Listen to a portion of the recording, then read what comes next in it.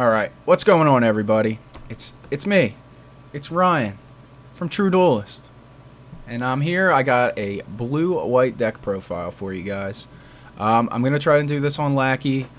I hope it looks alright. I think it'll look fine. If you guys, like it or hate it, please let me know. Maybe we'll start doing more of these this way. It's easier for people to see. And if you guys all hate it, I won't do it again. So be sure to let me know. Any feedback is great. But I'm going to jump right into it here. We got the blue-white deck. This is the deck I'm very confident in right now. We are about a week and a half away from the 10K in AC. I think this is what I'm going to play. Some variation of this. I think there might be a few cards here and there that I swap out, but I think for the most part, this is going to be the deck. So we're gonna be playing Jemial as our champion. Every time you play a blue guy, you're gonna put a counter on him. You can remove 3 counters, draw 2 cards, and discard 1. So originally I thought, sorry, my cat here is being a pain. So originally I thought that Fizzy was gonna be, the blue spirit. That's who you're gonna play for the draw power. But having now tested with this guy just does it so much better than Fizzy does. And he doesn't cost you shards.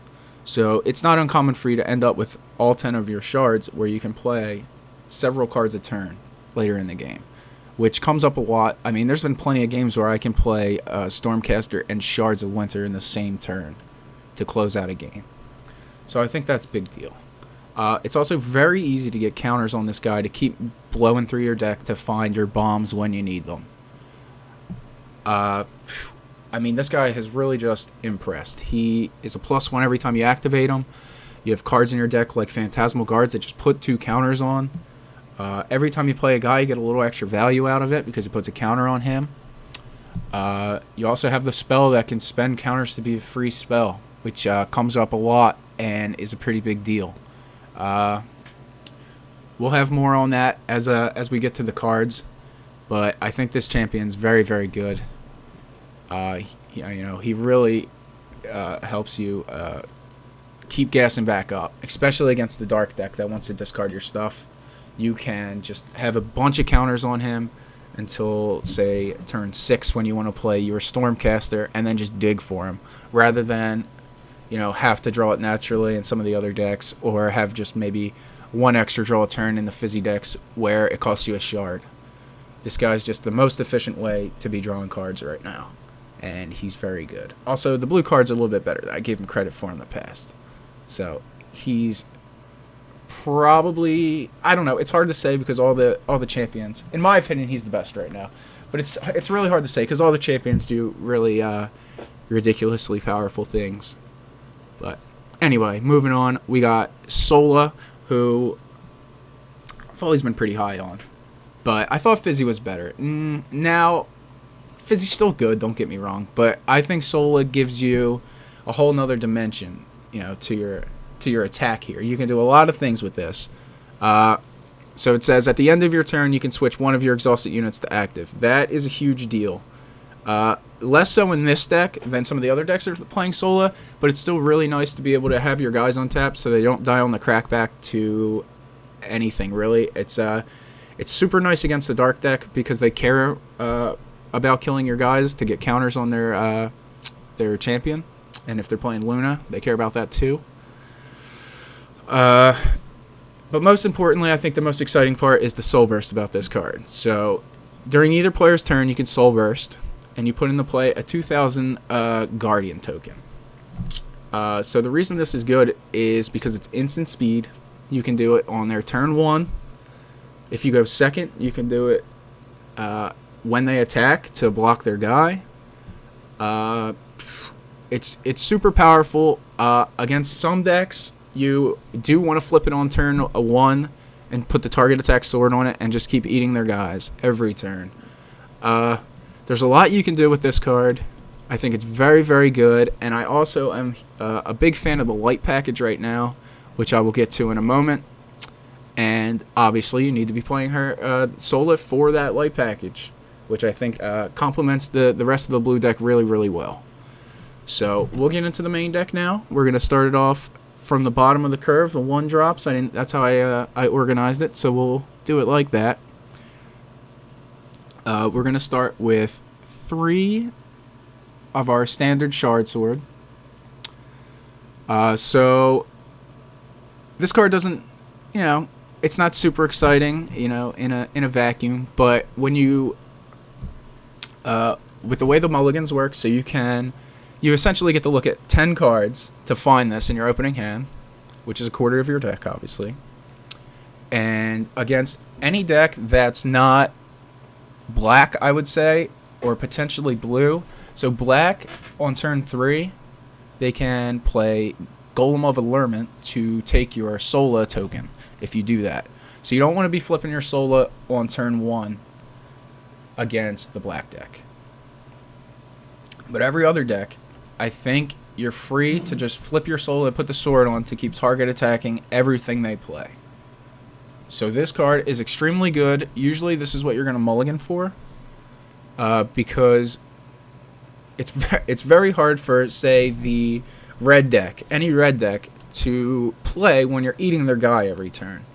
It's very hard for the green deck to play when you're either making them bounce their guy back to their hand or you're eating their guy every turn. Again, the black deck's a little scarier because if you don't have Cryptic Deflection on 3 that you can cast and they can just snag your token, it gets a little out of hand where, it's not the easiest thing in the world for you to kill their Sola. And the only other card I would be concerned about is Force Blast, which I don't see a lot of people playing, and I think that's rightly so. But if this Sola play is as strong as I seem to think it is, then maybe Force Blast starts finding its way into more decks, even at maybe a 1 or 2 of, just to try and answer the Sola play early. Because it is kind of... It's really bad when your best play is to just not play anything because Sola just eats it. So that's where I'm at with that. I think it's super powerful. It also has another use later on because we are playing Corum Assassin. We'll get to him later. But having this sword in your deck, it has other applications outside of that. I've put it on my Mei-Yu plenty of times to be 2,500 to just start eating, like, Azure Guardians or Golems of Avarice or something like that. Like, target attack, man, it's a very powerful keyword. It's one of my favorites. But overall, I think this card's really good right now, at least, and in intro deck format.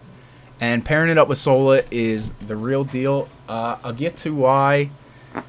Like, man, it's really hard for the red deck to even play against you if you open up Sola and the sword. And I'll get to that later on. I'll demonstrate how all the possibilities of their first 2 turns against Sola, and you can see just how oppressive it really is. All right, we'll move on though. Our next card here is going to be Phantasmal Guards. So this is another one you want to mulligan for. This is pretty much what you're digging for against most decks, is one of these 2 cards in your opening. So Phantasmal Guards says, when you play it, you put 2 illusion tokens in with Guardian, and they have 500 power, and they can't attack. But most importantly, they are considered water creatures.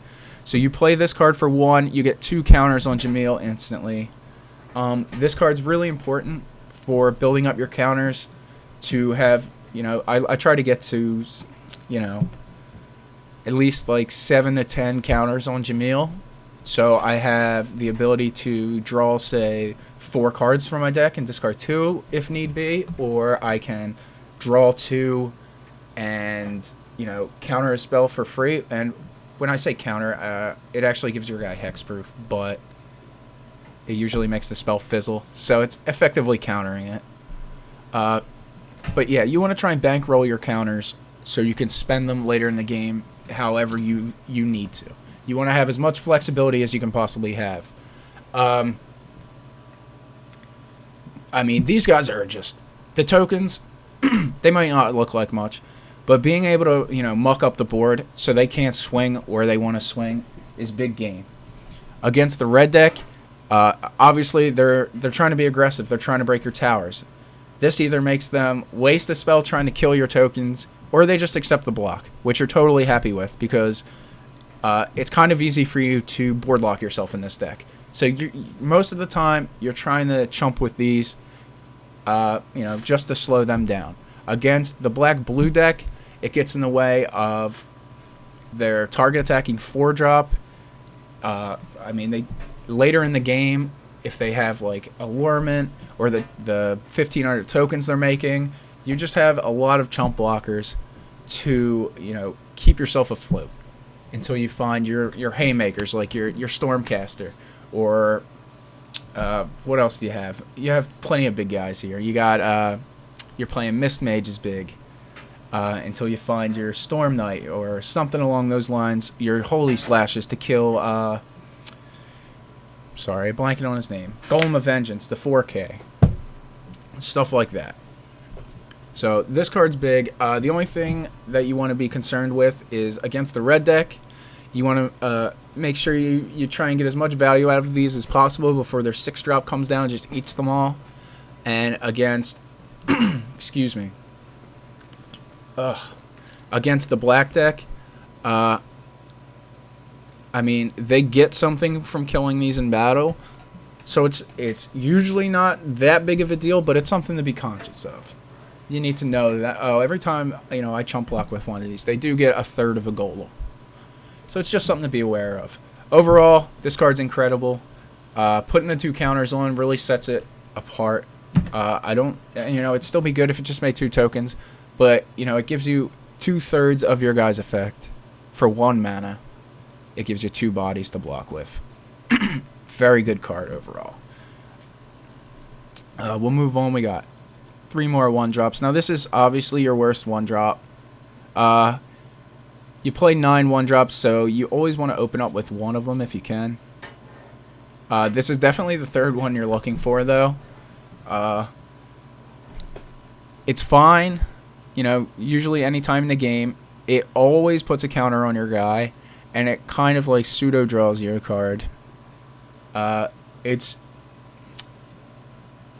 not fantastic, don't get me wrong, but I think it plays a specific role that you like to have. It can swing at the it wants to break the fire and the wind towers early if it can, obviously. Against the black deck, usually this is like your best turn 1 play. If you're looking for the blue 1-drops against the black deck as opposed to the sword, because you really need a perfect hand to flip Sola and play the sword against the black deck, because allurement is really that scary. I'm sorry, this cat is driving me nuts. It cracks back into like the red deck's 1-drops, which is kind of nice. It contests like the little 500 green guy. It just eats those. It battles with who's the I'm blanking on it. The black. It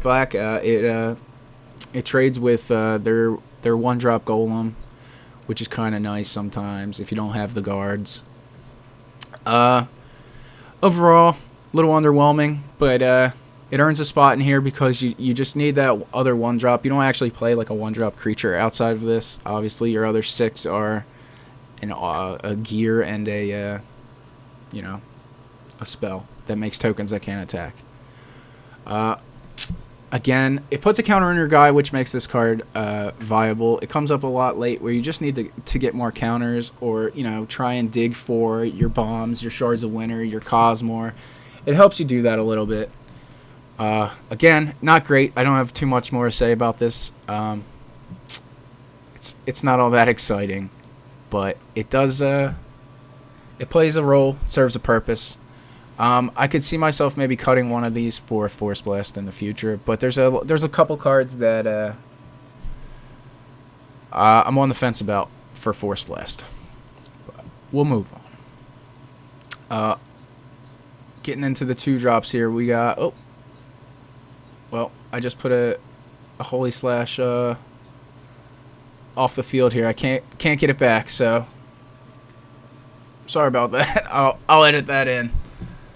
So we're playing 3 Holy Slashes. It's got to be the best removal spell in the game. It's just straight up kill a guy that attacks. It's really clutch for catching an opposing Sola coming in. It's good for catching an opposing Golem of Indolence when it's, you make them discard a card. So you get a 2-for-1 there. That's big.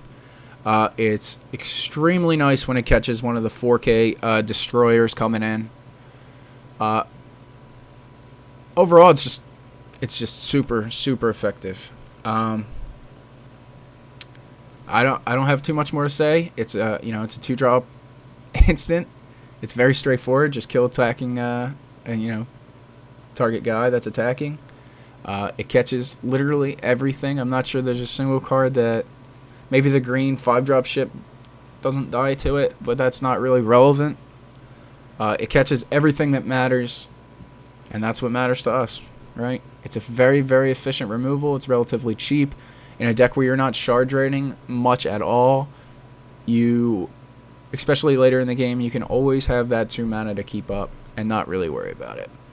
A lot of times, too, since you play probably more instants than anybody else, it's not just like, oh, they kept up 2, so it must be Holy Slash. Like, you play Shards of Winter that can get, insta-cast. You play Cryptic Deflection, which is an insta-cast.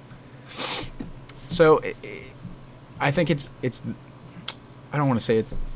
Yeah, maybe it is the best spell. I don't know. I think all the spells in this deck are very powerful. From your Phantasmal Guards to your Holy Slash to your Shards of Winter to your Cryptic Deflection. All of them are all insanely broken in their own right. I definitely wouldn't cut this card at the moment. Unfortunately, if there is another white card that you're going to have to find room to play, that's probably the cut, is to go down to 2/. Again, there is 3/ here. I just put mine off the screen for some reason, and, never done this on Lackey, so I got to learn, too. Again, most straightforward card probably in the deck. Really good. There's 3 of them. It's great. Alright, moving on. We got our Azure Guardian. This guy's another one. He's really solid. He's great against the aggressive decks. He's good to... he's really good against any deck. It just completely stonewalls everything 1 and 2 drop. The only 2 drop that even trades with it is Exploding Dragon. He puts a counter in when you play him. He does say he can't attack. However, there's been a handful of times where your Silencer late game rips him off and he ends up actually, putting in the killing blow. He's really big. He's pretty good.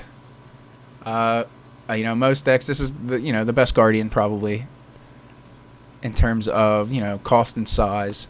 The black one that replaces itself, he's a pain in the ass, but this guy, really solid card. Puts a counter on your guy. Just overall, he holds it down for you, and he randomly turns to attack. Alright. Here's Shard Hoarder. Shard Hoarder's a one you read and you say, I really don't ever want to discard a card. But when it comes in, it draws you a card. So at worst, he's a 2-cost that loots for you, which is just draw a card, discard a card. But it's really better than that, because not every time does he actually die. Sometimes he gets bounced. Sometimes you get a trade and you have to discard a card. Not the end of the world. He gets his card up front, which is important. If he was the other way around, where he comes in and discards a card, obviously he's terrible. He's only 1,000, which is kind of a drawback, but most 2-drops are. He's not fantastic, but he does help you find the cards you need faster. He does put a counter on your guy. He does get in early sometimes to break either the fire or the wind tower, which is really what you're looking for your 1 and 2s to do. He's alright. He's not fantastic. The draw's nice. The counter's nice. What I find a lot of people doing is killing him when I really don't care about him, as opposed to another guy, because they think that discard is more important. And sometimes it is. Obviously, you never want to discard a card. But it's not that big a deal. You get the card up front. You're not losing advantage necessarily. Sometimes your hand's so good and you really don't want to discard anything. But, I mean, if that's the worst it gets, is your hand's so good and you have to discard something, I think you can live with that. Overall, not very exciting. It's just, it's kind of like a filler card. Obviously, it would be replaced when you get a better 2-drop in the future. But for now, he's fine. It does a decent job. All right, next, one of my favorite cards is Great Stormfish. So, this guy's great. A lot of times early on, you play him on 3. Again, he puts a counter in your guy, which is huge. He taps a guy, which is huge. It's kind of common early on for you to have like Sola flipped already, and then they play their own Azure Guardian or the 2-drop Golem of Devourment that's a blocker, and you can tap it and either keep going at their towers or eat their guys with, like, say, Sola. You want to eat their guy that can actually attack, or their Golem, or their Dragon, or whatever else, and they have the Guardian here. You play this guy on 3, you get a counter on your guy, you tap their Guardian, you eat the guy you want to eat. It's very important. And he also comes with a bonus. So he's 1500, he breaks every tower. His ruined ability is to return target unit to the top of its owner's deck. So they don't really want to kill this guy. Sure, of course, there's situations where you don't mind a guy necessarily getting bounced to the top of your deck. If it's like a 6-drop, say. I don't know, anything with a good enter effect. But most of the time, he's a pain in the ass to have to kill, because they don't want to lose, say, a Golem token that just disappears, their own Soul that just disappears, their Light Tower that just disappears. You don't want your Golem of Devourment being put on top of the deck, really. Like, that kind of stuff is really effective. It's a beater that you, the blue-white player, it's a guy that breaks towers that you don't really care about. You can afford to just turn it sideways and not really care what happens to it. Like, if it dies, it dies. Great. It gets more value. It already did its job. It put a counter on your guy, broke a tower, something like that. He gets a lot of value. He's really good. Something I need to mention, though, is that his ruined ability is mandatory. If they do not have a field and they kill him, you do have to bounce one of your own guys to the top of the deck. It doesn't happen very often, but it's something to keep in mind, that they can do that to you. Overall, very good card. Solid. I love him. Coming up next, we're going to not put our Cryptic Deflections off the screen like we did to our Holy Slash that should be here. This card, I don't know. Any card that can be cast for free, it's going to be good. I don't know what to say about this. So this card really lets you do some kind of ridiculous things. So for 4 counters, you can cast this card for free. That's very easy to get to. It's possible to have that on turn 2. It's possible to have it on turn 2, though. Usually I don't recommend that, because it means you played like either 2 Phantasmal Guards, or you went Phantasmal Guards and a double 1-drop, which, double Phantasmal Guards is pretty butt, just because it locks your board. There is a scenario where you do that if you have it, which I will get to later. So you're usually going to have this on turn 3, whether by your 3 mana or your 4 counters. And what it does is it just makes one of your guys untargetable by spells or abilities, which is a big deal. So in the games where you flip your Sola early, You want to make sure you have this, so if they try to Force Blast it, you stop it. If they try to Dusk Strike it, you can stop it. If they try to, I'm sorry, I'm blanking on the dragon spell that kills it. Dragonic Blast, anything like that, they try to hit your guys, you stop it. What are some notable, excuse me, dying.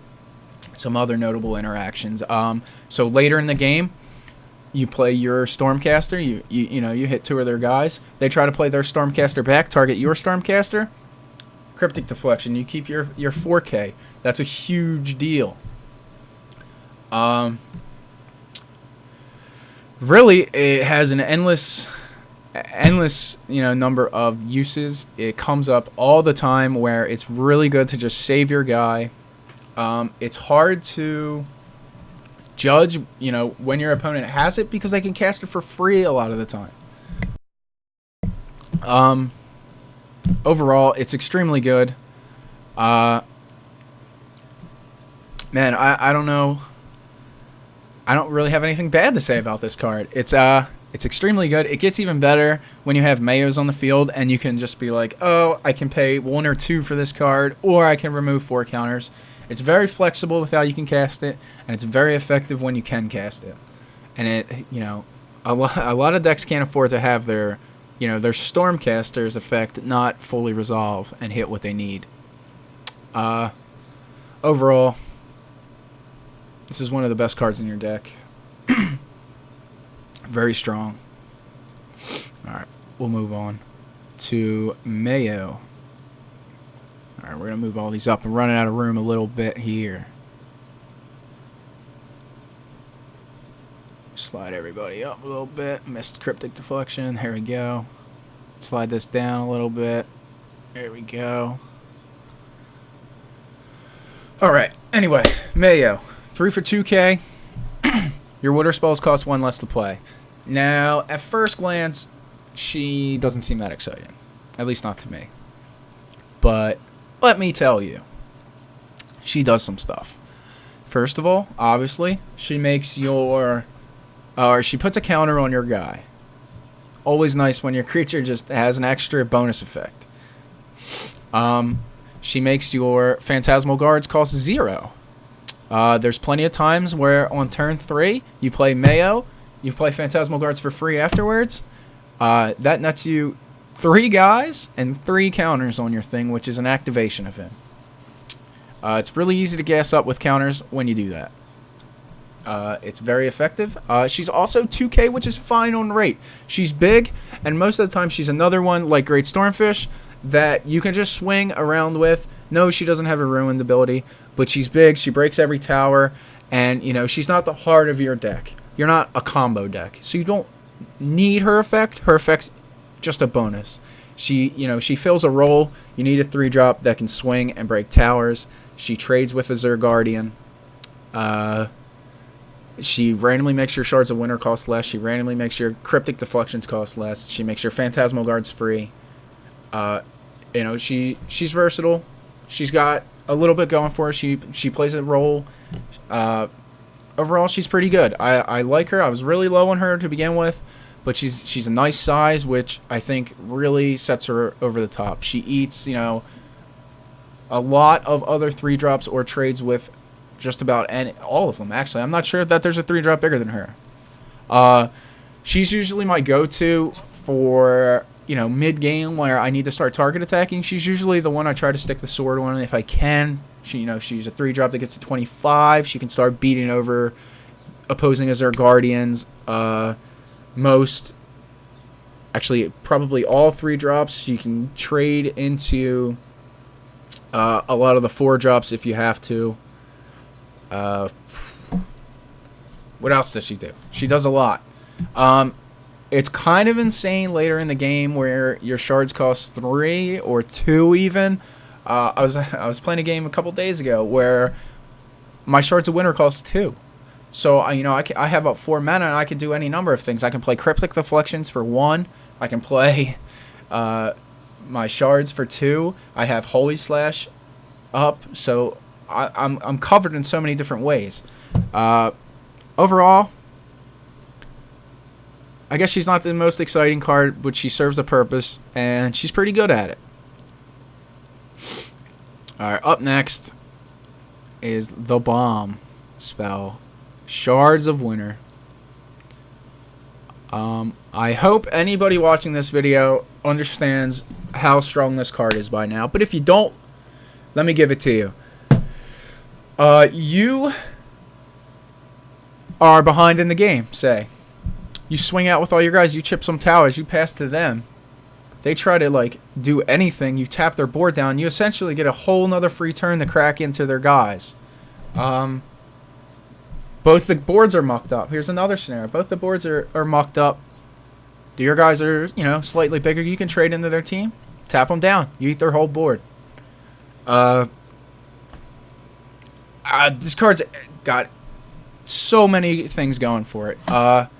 There's a lot of times where towards the end of the game, it comes down to this card. Like, who can, you know, tap the other board down and get through. A lot of times, something to think about is both of you are going to be trying to get the last shards in. So you don't necessarily, like, if you think they have shards or they can cast shards, you don't really want to cast it first. You want to be the second one to cast the shards. And you usually want to do it when you know, they can't. You can't, like, Cryptic Deflect your guy with shards. Say, in a scenario where you don't have your Sola flipped, it does kind of protect against it a little bit, where, you know, if they shards you on your turn, at least you can stand your Azure Guardian or your 500 token or a guy that you don't want them to swing into. But that doesn't happen that often. Overall, this is probably the most important card in the deck. It's one of them, if not the most important card. It's very powerful. If you're playing this game, you need to know this card exists. It's big game. I don't know what else to say about it. It's powerful, guys. It's very strong. When it starts costing less, it gets really out of control too, where you can play a bunch of dudes and hold up Shards of Winter. So the idea is, at least from, like, you know, a whole game plan perspective, is you want to try and get in early, so they have to shards you first. They have to shards you to stay, you know, to not lose all their towers in a turn. And once they use theirs first, that means you should be the one that has it last. And that's usually how I found success playing against decks that also play 3 shards. Is you get in early with your guys that you don't care that much about, your Seers, your Shard Hoarders, your Fish, your Mei-Yu. You get in early with those guys, and then you close the game out with Shards and Stormcasters. Overall, great card. Definitely play 3. Alright, up next, this is a mistake I now realize. You actually are playing 2 Silencers and only one of these Knights. I guess I loaded the wrong deck, so my apologies, guys. My first time, so I got 2 mistakes here. We got a 3rd Holy Slash that's supposed to be there, and we got 2 Silencers, 1 Storm Knight is the correct numbers. So Silencer, he's fine on rate in terms of cost and size. 4 for 25. He's fine. He's really only really good against the black-blue deck. The reason I think you should play 2 as opposed to 1 right now is because the black-blue deck is most likely the most popular deck. So they play Golem of Devourment, the one that replaces itself and doesn't deal damage. What you can do is swing. When they declare blocks with Golem of Devourment, you can chain the Shard Drain so it loses its effect and doesn't search itself. It will deal damage to your guy in that case, but it's only 1,000, so, you know, it's something to think about. You can stop their chain right there if it's a big deal. What's also happened, the only other play that really happens a lot is it turns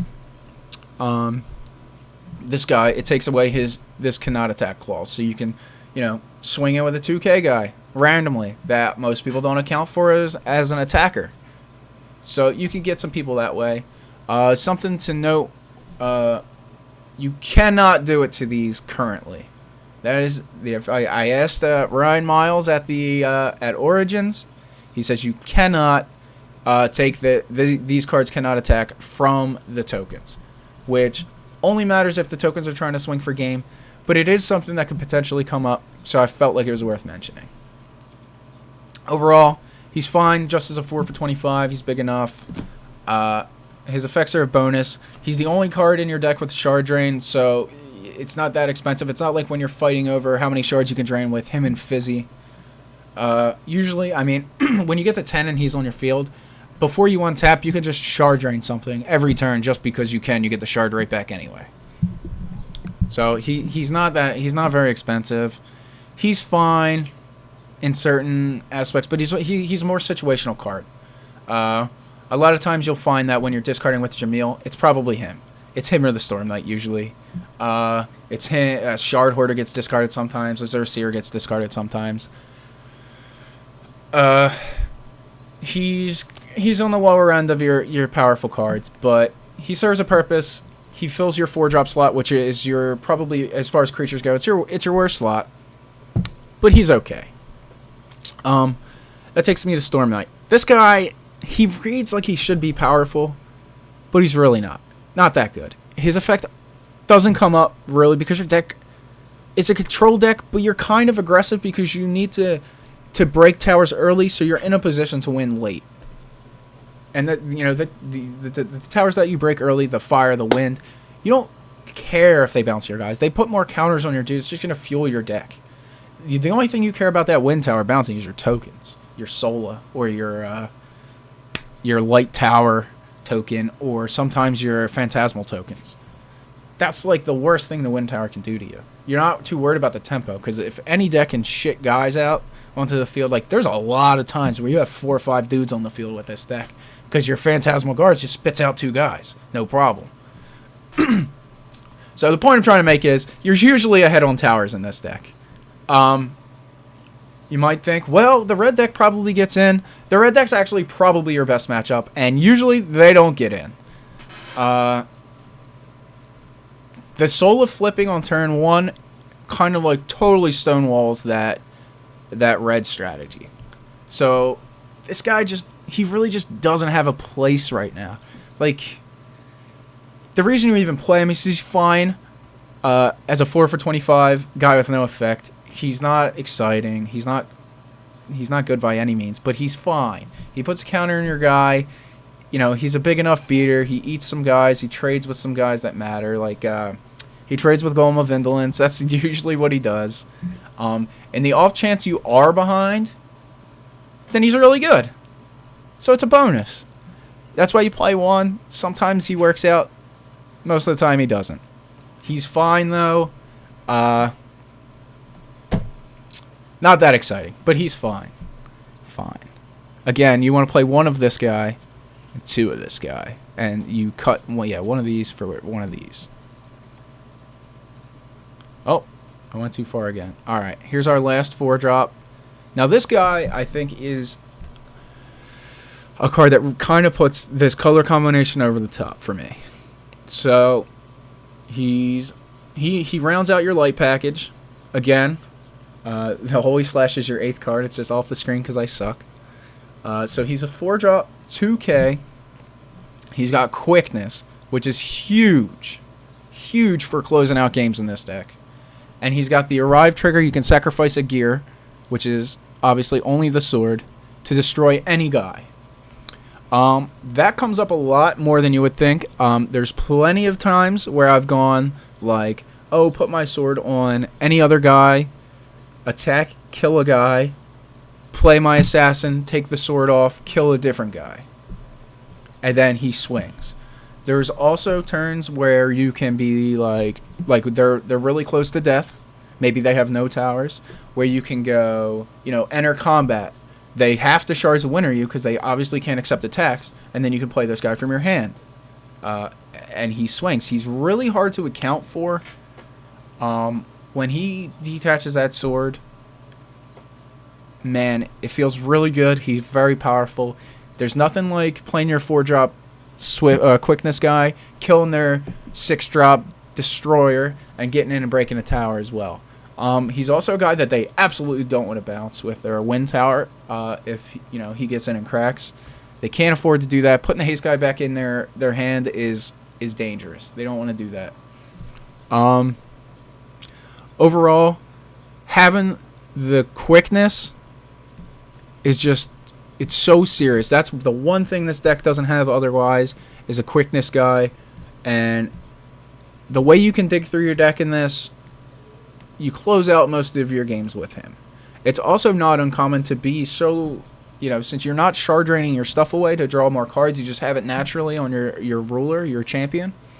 It's not uncommon to have both of them and be able to swing in that way for game. Overall, he's very strong, very good at closing out the game, and popping a sword to kill something. It's very satisfying. Very, very satisfying. All right. Coming towards the end of the deck here, we're going to shift this up even more. Is one of my favorite cards, which I think is a little underrated, to be honest with you, is Mistmage, Iakuma Mistmage. So this is a 5 for 3,000. The 3,000 is big game. It's very big. It beats over everything under it. It beats over the other 5 drops. The only ones of which it actually trades with the Red Dragon Vehement. It eats Golem of Indolence. It eats Golem of Arrogance. It eats the green ship. I feel like the white one's actually bigger than this, but I'm not positive, and you're not seeing a lot of the white one being played. And it eats everything under it. But most importantly, it's a turn 5 play that lets you look at the top 3 cards of your deck to find your Stormcasters, your Shards of Winter, your Corum Assassins. It really helps you get to your end game, and it's a big body that has to be addressed somehow. It's another one that I don't really want to have to put back in your hand somehow, which I feel like is what a lot of people try to do to it, because they're like, oh, it costs 5, they don't want to replay it. But since you have, you're never shard draining until way late in the game, so you're always playing multiple cards a turn later in the game. And it's just a strict +2, and it puts a counter on your guy. I find myself a lot of times later in the game that this is a good target to put the Shard Sword on, because it's just so gigantic. They have a real hard time removing it, and it's a menace. It really is. It's a very good card. I didn't think it was that good at the beginning. Having played with it, I definitely like this card. There's an argument to be had to play 3, but since it's so expensive, I opted to play 2. I mean, you're playing 3 Stormcasters, so I think that's probably the most important thing you can be doing. So that's what this is for. It finds your end game. It's a big giant body, puts a counter on your guy. It finds your shards. It finds your Stormcasters. It finds whatever else you might need, and it does a very good job of it. 3 cards is a big chunk of your deck, and by the time you're getting that, you probably have already seen 15 cards at least of your deck. Alright, and that brings us to our last card, which is Matthew Cosmore himself, the Stormcaster of Azure Tower. What can you say about this guy? He's definitely, in my opinion, without a doubt, the best unit in the game. This is something that Alex always says. He's the only guy that can bring you back from a losing situation. I tend to agree with that. Having the Water Tower destroyed, it's not that big of a deal. Other decks, they're trying to break your stuff. You're trying to break the other deck's stuff. You're kind of fishing for the blue tower a little bit. You want the blue tower. In a perfect world, you break the red one first with one of your shitty 1-drop or 2-drops. You break the wind one second, and then you break the water one third. That is the dream sequence for you. You're not that worried about them having more cards in their hand, because you can always just draw more and gas back up. Also, if you're playing black-blue, you're restricted. Do you allow Cosmer to take up 3 of your 8 blue card slots? Do you then play, like, what are you playing? 3 shards, 3 Cosmer, and 2 something else? Like, it's harder to do it in other decks, where this deck, you can just play 3 Cosmer, 3 shards, and you don't care. You just have them. He's the best unit in the game. Putting 2 targets on the bottom of the deck, it dodges ruined abilities. It hits their 2 best guys every time, and he's enormous. He's very difficult to kill. Again, in a perfect world, you have the towers that matter dead already, so he just swings freely and doesn't really care. Oh, and he puts a counter on your guy, just, you know, a little extra. He's got to be a little bit extra. This guy is super good. I would recommend playing 3. If you're playing blue at all, I would recommend playing 3 of this guy. He's that good. If it gets to the late game and I simply have more of this guy than you in your deck, you're going to lose. In a mirror match situation, it's very important that you be aware of Cryptic Deflection, because it's kind of rough if you try to Cosmore their Cosmore and they save theirs. It doesn't feel good. It's something to keep in mind. But other than that, I mean, he really just comes in and sweeps 2 dudes, no problem. I don't know what else I can say about this guy. He's incredible. Definitely the best card. So something you want to keep in mind with him is when you're playing against the black deck, because they have a lot of discard, you don't really want him in your hand until you can cast him. And with mulligans, since there's no way in this deck to shuffle your deck, sometimes if you're not playing against black, you're like forced to keep him in your hand, because if he goes to the bottom of the deck, then that's where he stays. So that's, I don't know if you would even call that a drawback, because he's so good that sometimes you're forced to keep him when otherwise you wouldn't in another deck where you could shuffle. Like, obviously the red deck just shuffles constantly. So that, I mean, there's an argument to be had for whether you play one of the Corum Squires just because he shuffles your deck. But that's very minimal concern. He's incredible. I highly recommend you just play 3 of that guy. Just play 3. He's that good. Just take my word for it, guys. I promise you, he's incredible. All right, so that takes me to, well, that's the end of our deck profile. So let me take you to some of the, here's a written version of it. If you want to copy, I'll leave that on the screen for a minute. And then we'll go over some of the cards that I chose not to play.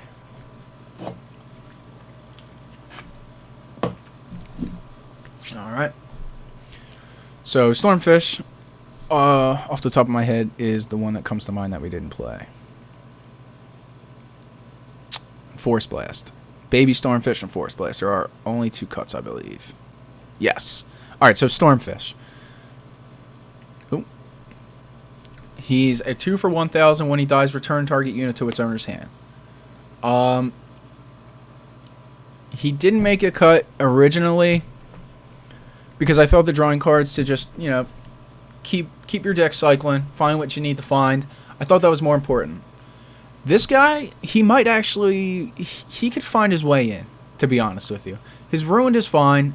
You know, he's a solid effect. He's a small, which is what turned me off to him initially. And I thought, you know, hey, I have Great Stormfish. I'm not really starved for that effect. I don't know how to feel about this guy. He seems fine. I haven't had a chance to test him enough. It seems pretty good if you can, like, crash into a guy and bounce a different guy. It does handle your Sola token, but if you're in the business of, like, playing this guy strictly because of Sola, like, Sola obviously can't attack into this to eat it on 2. So that's one of the arguments you could hear. The other is, if all you're worried about is bouncing, like, Sola, then you just play Force Blast. I don't know. I'm really torn. I really am. I don't know if this guy makes the cut. I'm gonna start. I'm gonna start putting him in, give him some reps, if you will. you know, stay tuned, guys. When I make changes to this list, I will update them. I will post it in everything, I guess. I'll post it under the video when I post it. I'll post it in the Facebook group, the Discord. You know, I'll let everybody know. Anybody who, you know, always feel free to hit me up on Facebook if you have questions. You know, I try to answer everybody as best I can. I don't know about this guy. He puts counter on your guys. So that's one thing that Force Blast doesn't do. Anyway, this is the other card we're not playing. So my reasoning for this is it only hits Sola. That's the only card that this really is effective against. And I just am not sure that that is a good enough reason to play this card. Sure, it bounces like a token and lets you sneak through on an attack, a Phantasmal Guard token, lets you sneak through on an attack. Sure, it bounces like Azure Guardian, lets you sneak through an attack, but it's a -1 at the end of the day most of the time, and its uses are very narrow. That being said, if the Sola flip early really becomes that popular, then I think this card gets a lot better, because that's such a serious play. It can really just, you know, if you have no answer to it for 2 or 3 turns, you know, it's going to kill you. You can't afford to either have your guy be target attacked and killed every turn, or just not play a card every turn because you're just going to let it die. So there's another card, like, originally I just considered this card to be absolute garbage, unplayable. But I'm slowly coming around that maybe it does have a really narrow use. If you could sideboard in this 10K, then you would be playing this card in your board. But you can't. So I'm really on the fence. I could hear an argument for playing one of this right now, but I still don't think it's that good. Hitting it 2 or less, it doesn't have that many uses. It does hit the blockers. It can randomly sneak an attack through. But I can't ever think of a reason, unless you're on life support, that you would want to bounce an actual creature that they can just replay. So that's it from that end. So I guess the white cards that we didn't choose to play, what I see a lot of people playing is the... Let me get down to it here. I see a lot of people playing this. The Corum Phalanx, who's just a 2 for 15 Guardian. You're just not in the market for more Guardians in this deck. I don't have bad things to say about this guy, but you have a better version. Yes, this guy can attack, but the 2 for 2K guy is just...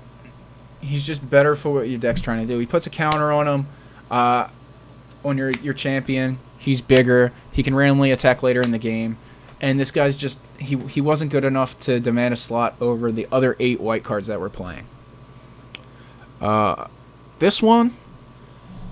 This guy could find his way into the deck as a one-of simply because he shuffles the deck.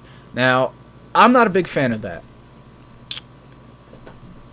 But Cosmore is that strong that games where you open, like, say, 2 of them and you have to mulligan at least 1, or you're going to have 2 dead cards in your hand for a while, just having the ability to potentially shuffle your deck... I don't feel strongly about it, but maybe. Maybe Cosmore really is just that good that you want a way to shuffle your deck. He also does randomly add sword to your hand, but He doesn't put a counter on your guy, which is Overall, not that exciting. This is what I wanted to see. Lucian, no, he is only 3K, so your Mistmage does trade with him as well. And Locke, he's a haste guy. That's about it. He's a haste guy. You're never putting the sword on him when he attacks. He's a little understated for his cost. Yeah, he just has quickness. I think you're just playing the much, much, much better quickness guy in your deck right now. So that takes me to... we'll go over, I guess, some mulligans. Do I have to join a server here? No, I don't have to join a server. I just do this. Yes. New game. All right. So let me fix my numbers because I'm an idiot. So that goes to 1. That goes to 2. Alright, sorry about that, guys. I did kind of mess that up a little bit. Alright, so we got our guys. We'll go over some mulligan guides. So, say we're playing the red deck. Sword, slam, dunk, keep. It depends what you're doing here. You're probably keeping both of your 1-drops against a red deck here. You're going to keep... Probably... Alright, so a safe thing to do is for all matchups, you want your 1-drops. It just varies which ones you want sometimes. Against the black deck, you don't care about the sword that much, but against every other deck, the sword is what you're looking for. Against the red or black deck, you want... Honestly, against most decks, you want Phantasmal Guards. Just jump-starting your guy with counters on turn 1 is a big deal. Nobody's going to spend cards to kill them. They get a little bit worse in the future, set 1, but we're not worried about that right now. That's what you're looking for usually. So, against any deck, we'd probably mull like this. We draw 3 more, and now we're set up. So, if they go first, say they're playing the black deck. They go first, and they play their 1-drop golem. You're not going to flip Sola because they go first, which means they get their 3rd shard before you. Which means they can play Allurement and take your Sola before you can stop it. So you just can't flip there. In that scenario, you just simply play your 1-drop, and you let them go. And then you don't flip your Sola until you have Cryptic Deflection, or maybe you never flip it all in that matchup. I don't know. But you never flip your Sola until you can protect it against the black deck. Against the red deck, if they go first, you still usually don't have to flip necessarily. Say if you had this hand and they went first, I wouldn't flip right away because when they play their 1-drop, it's going to attack next turn. You can just flip their Sola and eat it there. If they play Exploding Dragon as their 2-drop, Exploding Dragon actually trades with this guy. So that's acceptable, but I like playing the 1-drop on 1. It trades with their guy. If they attack, you still block it, no problem. And that saves you from having to play the sword on turn 1. So you get an extra guy on the field. That's the reason I would do it that way. If you go first, you definitely don't flip until they do something. You don't flip for no reason. You flip obviously when they have a guy and you get immediate value out of your Sola. That's the only time you flip. It's really good against the red deck because you can completely cancel out their first 2 turns. No matter what they do on turn 1 or turn 2, they're going to end up with no board and no towers broken for you. So the only ways that can play out is they play a 1-drop and they attack on your turn 2. So you would have this out. So the only things that can happen are you flip your Sola, you try to block it. Say it doesn't matter. Both the dragons are 1k. So you try to block it. Their 2 plays now are to either let it die and play Exploding Dragon, or they imbue it and they eat this. So if that happens, they cannot now play they cannot play their 2-drop this turn, and their 1-drop is tapped. So you played this guy first, so you can crack back into their 1-drop and trade with it. If they don't imbue, then you end up with this. You eat their guy, and then they play Exploding Dragon. On your turn, you still probably just sword up your Sola and eat the Exploding Dragon. These trade, and you're still left with this guy to freely swing at a tower. Both situations leave you at 5 towers and both situations leave them with no board. And then once you know, the red deck really only beats you by getting that real jump and on you early and keeping applying the pressure. The 6-drop dragon is scary, but you know he exists, and you need to play accordingly in the turns leading up. Like you want to throw your little tokens under the bus before turn 6 because you know they're just going to get swept up. You want to be somewhat aggressive and try and break these towers because you know everybody's just going to die on turn 6 most of the time. Like, you know, if you know you can't do anything about it. Something else to keep in mind, if you only have, like, say, one guy and they try to play Vehement, the 5-drop dragon that kills a guy, if you have exactly one guy while Vehement is on the stack, you can Cryptic Deflection your only guy. Vehement has to kill one of their own guys now. That's an interaction to keep in mind. It does come up. Man, Shards of Winter's fantastic against the red deck. This card, Holy Slash, I was blanking on the name for a second. Fantastic against the red deck. Honestly, their scariest card early game is Exploding Dragon, and then the 6-drop late game.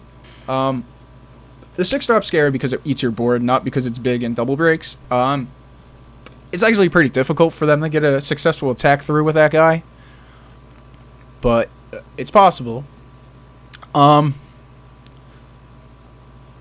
Against the red light version's probably the better version of the red deck. The blue version, their guys stay tapped and you can just tee off from their dudes, so you're not too worried about that. But you know, if they're playing Sola, be conscious of that. Their guys are going to untap. They can flip their Soul at instant speed right back at you. They're most likely not playing the sword, but it's possible. They could be. Anyway, the red deck is a very easy matchup for you if you play properly. If you know what you're doing, you can beat the red deck, I would say, at least 90% of the time. Let's load this back up. We'll get a... We'll mull this time as if we're playing against black. Black-blue. So if we're playing against the black-blue deck, we probably... this is a awkward hand. So the black-blue deck, I'd probably keep those three, because you got a little bit of a curve. You keep this guy over like Mei-Yu, because you can tap the Golem of Devourment if you need to get in there. You can tap their own Azure Guardian if you need to eat their little guy, or you want to flip Sola if you draw Cryptic Deflection or something. Like, here's our Cryptic Deflection. So we got our 1-drop. The sword's much less important in this matchup because of Golem of Allurement. You don't want to just flip all willy-nilly and get it taken. It's really hard to come back from that sometimes. Ugh, sorry. Got cat hair in my mouth. Yeah, Jack. You got cat hair in my mouth. Alright. So, you don't want to flip all willy-nilly against the black deck. So, what I like to do against the black deck is just bankroll my counters. You play your guy, you put a counter on. You scry 1. You don't have a 2-drop, so you would... Oh, no, you do have a 2-drop. So, yeah, you would ship this guy to the bottom.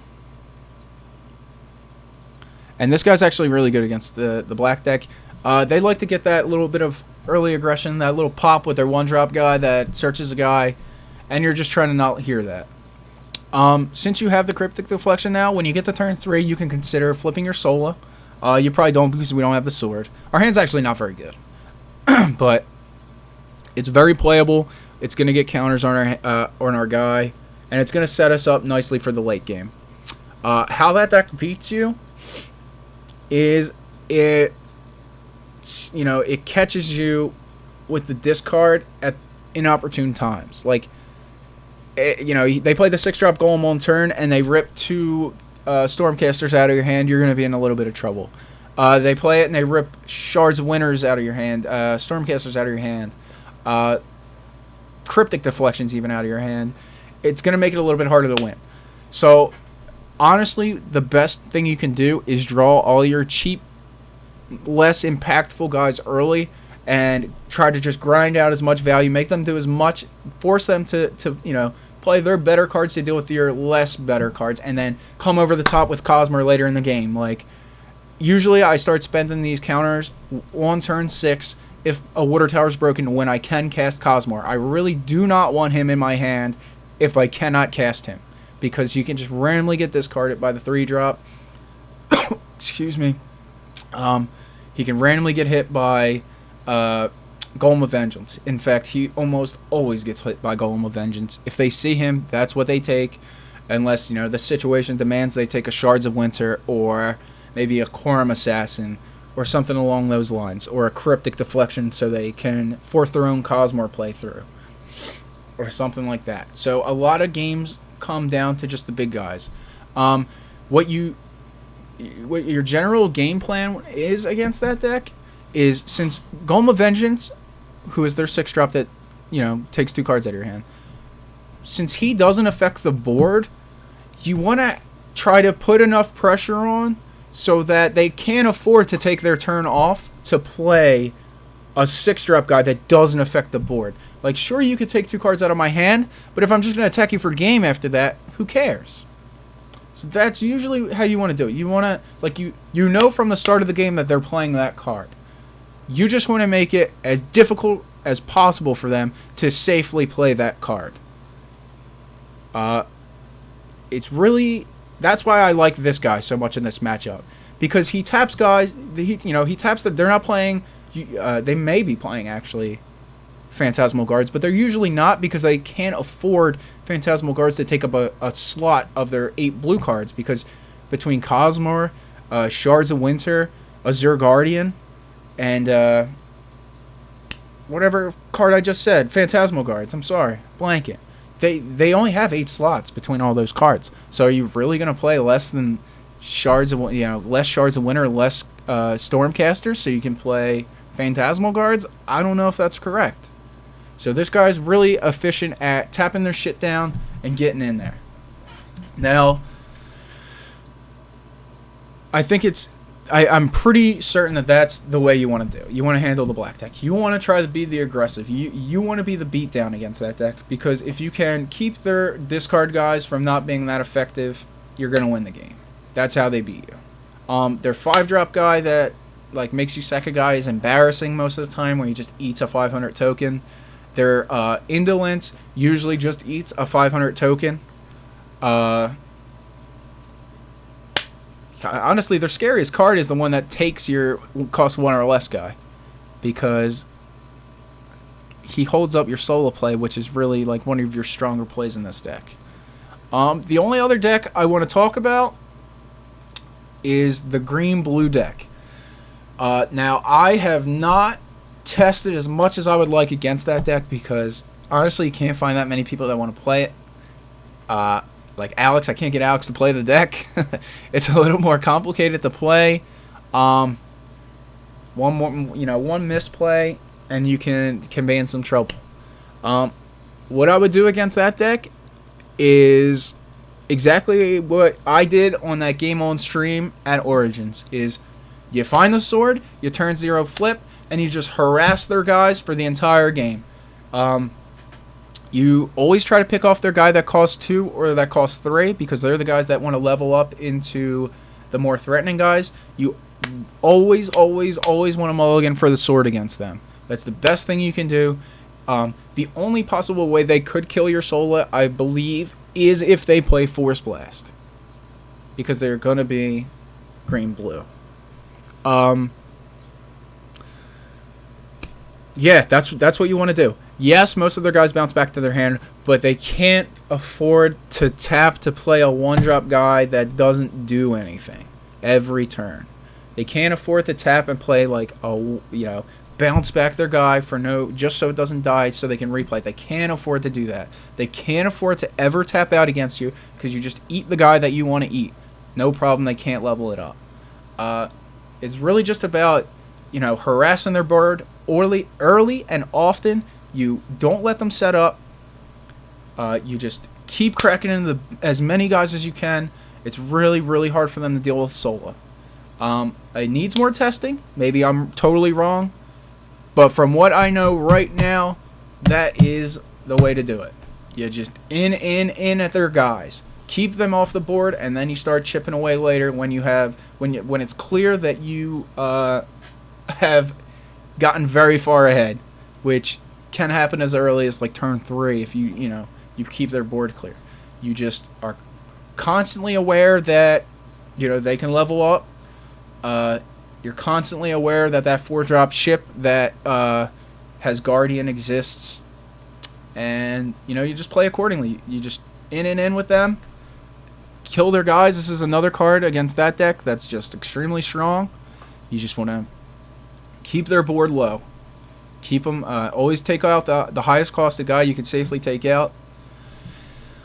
And it's pretty straightforward, honestly. I don't think it's that difficult. I will test it more. I will let you guys know if I find anything that's an issue.